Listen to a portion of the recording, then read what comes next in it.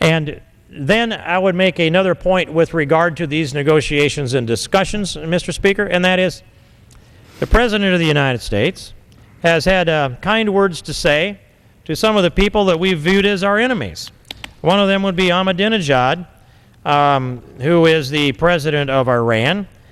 And he said in his State of the Union address, this is an interesting thing to come from the president, and this is speaking almost directly to Ahmadinejad in Iran, standing back where you are, very close in front of where you are, Mr. Speaker. President Obama said this: "To those who cling to power through corruption and deceit and the silencing of dissent, know that you are on the wrong side of history, but that we will extend a hand if you are willing to unclench your fist." That was the President's statement of the State of the Union address, and no doubt he's speaking to Ahmadinejad, someone who has sworn that he is an enemy of the United States and wants to annihilate the great Satan, and he defines Ahmadinejad as one who is clinging to power through corruption and deceit and the silencing of dissent. It sounds a lot like what we're going through here in this Congress.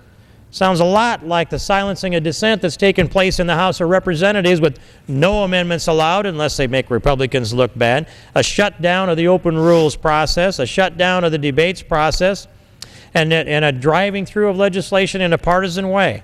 So I'm going to suggest this, Mr. Speaker, that I would appreciate it if the President today would have offered the Republicans the same thing that he offered Ahmadinejad. And that would be that, you know, we would extend our hand if he would have just unclenched his fist. We would have been happy to meet with the President without preconditions, but the President insisted upon preconditions.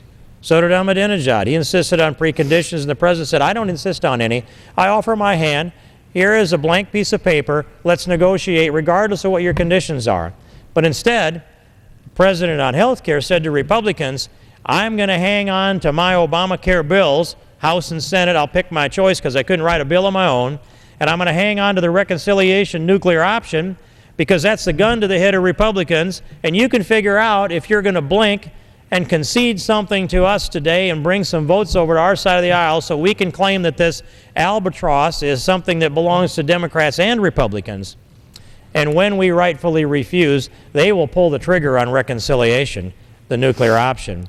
And it won't be because we didn't offer an open hand. It'll be because their clenched fist squeezed the trigger of the round of the nuclear option and sets off a food fight in America that will be ugly in the streets if they force this thing on this country."